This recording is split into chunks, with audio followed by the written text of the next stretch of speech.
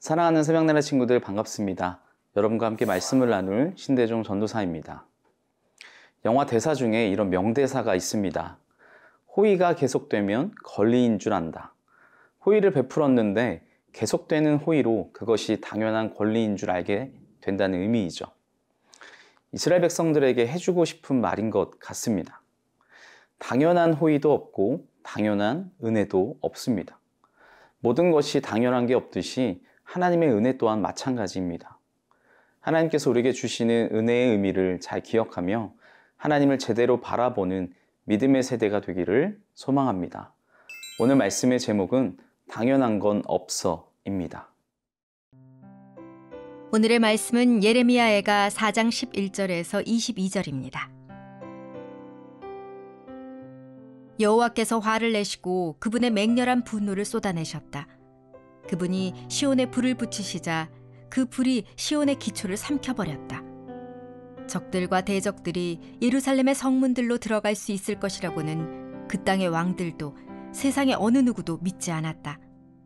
이것은 그의 예언자들의 죄와 그의 제사장들의 죄악 때문이었다. 그들이 예루살렘 한복판에서 의인들의 피를 흘렸기 때문이다.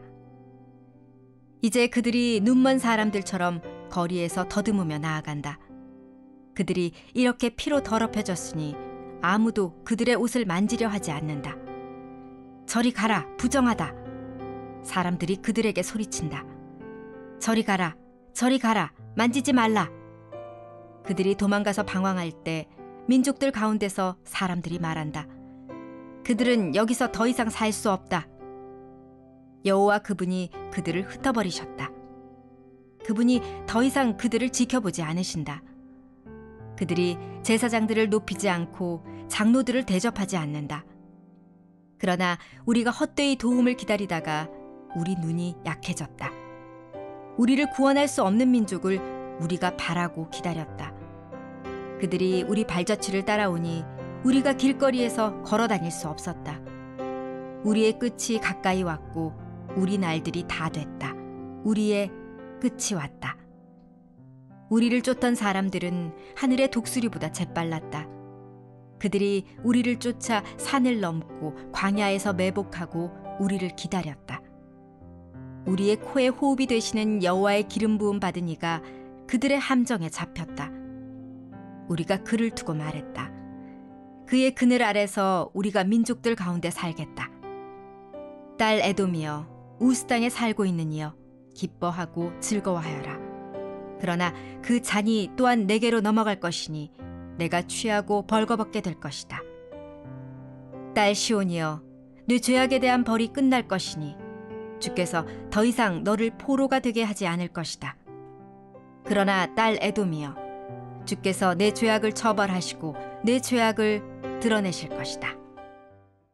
예루살렘이 멸망한 이유는 하나님을 의지하지 않고 선지자와 제사장들의 죄악 때문이었습니다. 우리 함께 본문 13절 말씀을 보겠습니다. 이것은 그의 예언자들의 죄와 그의 제사장들의 죄악 때문이었다. 그들이 예루살렘 한복판에서 의인들의 피를 흘렸기 때문이다. 예루살렘이 멸망하게 된 첫 번째 원인이 바로 선지자와 제사장들의 죄에 있다는 것이죠. 그 누구보다 이런 상황일 때 하나님 앞에 마음의 중심을 지키고 하나님의 뜻을 전하고 순종해야 하는 자들이었지만 하나님의 뜻을 구하지 않고 오히려 눈먼 사람처럼 갈 바를 몰라 방황하며 무고한 사람들을 피 흘리게 했습니다. 방향을 잃으니 갈 바를 몰라 방황하는 것은 당연한 것이겠죠. 거기서 그치지 않고 죄로 더럽혀진 그들은 문둥병자처럼 부정한 존재로 쫓겨나기까지 했습니다. 하나님과 죄인 사이의 중보자 역할을 감당해야 할 종교 지도자들의 죄악은 마치 홍수 때문에 다리가 끊겨 고립된 것 같은 영적 상황을 초래했죠. 영적 지도자들이 자신의 역할을 제대로 감당하지 못하면 자신뿐 아니라 그가 보존해야 할 수많은 백성의 삶까지 영향을 미치게 된다는 것입니다. 하나님을 의지하지 않고 멀어지면 얼마나 우리 안에 불의한 것들로 죄악들로 가득해지는지 다시 한번 기억하는 우리가 되기를 바랍니다. 사랑하는 새벽나라 친구 여러분, 예루살렘이 멸망하는데 영적 지도자들의 타락이 큰 요인이 됐습니다. 하나님을 의지하지 않는 것에 대한 결과는 우리도 잘 알고 있죠. 우리가 영적 지도자는 아니지만 그럼에도 오늘 하루 우리의 삶에도 온전히 하나님만을 의지하며 하나님 안에서 살아가 작지만 선한 영향력을 흘려보내는 축복의 통로가 되기를 축복합니다.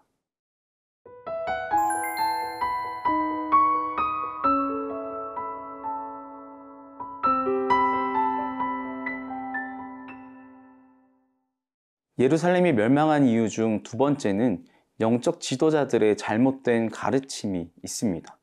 헛된 도움을 바라고 기다렸죠. 우리 함께 본문 17절 말씀을 보겠습니다. 그러나 우리가 헛되이 도움을 기다리다가 우리 눈이 약해졌다. 우리를 구원할 수 없는 민족을 우리가 바라고 기다렸다. 하나님을 의지하지 않는 영적 지도자들의 헛된 도움을 바라는 것은 바로 이집트와 동맹을 맺어 바벨론의 침략에 대항하려는 것이었습니다. 그러나 방금 읽은 말씀처럼 헛된 바람이었죠. 영적 지도자들이 불어넣은 헛된 바람은 바벨론 군대가 예루살렘을 점령하고 잔병을 끝까지 쫓아가 죽임으로 완전히 사라지고 말았습니다. 도저히 신뢰할 수 없는 대상을 의지했던 것입니다. 하나님의 백성이 하나님을 의지하지 않고 세상을 의지하려 할 때 그 헛된 시도는 항상 수치스러운 결과로 돌아온다는 것을 기억해야 합니다. 이제서야 제대로 된 요청을 하나님께 하고 있습니다. 예레미야는 예루살렘이 무너지는 것을 보면서 중간에 이익을 탐했던 에돔을 하나님이 예루살렘을 다루신 동일한 방법으로 심판해 주실 것을 요청합니다. 그리고 언약의 하나님께 이스라엘의 회복도 함께 구하죠. 예루살렘이 멸망한 것은 잘못된 정치적 판단 때문만은 아니었습니다. 하나님과 사람 사이의 믿음의 중보자로 바르게 서지 못한 지도자들의 죄악과 헛된 대상을 향한 헛된 기대 때문이었습니다. 사랑하는 새벽나라 친구 여러분, 우리는 주님의 백성답게 하나님을 신뢰하며 하나님께 가장 먼저 기도하는 우리가 되기를 바랍니다. 하나님이 행하시는 일을 바라보며 온전히 하나님 안에 거할 때 우리 마음의 중심에 흔들리지 않는 굳건한 믿음이 세워질 것입니다. 오늘 하루도 우리의 마음을 지켜 하나님만 신뢰하며 하나님께 온전히 나아가는 동행하는 하루 되기를 축복합니다.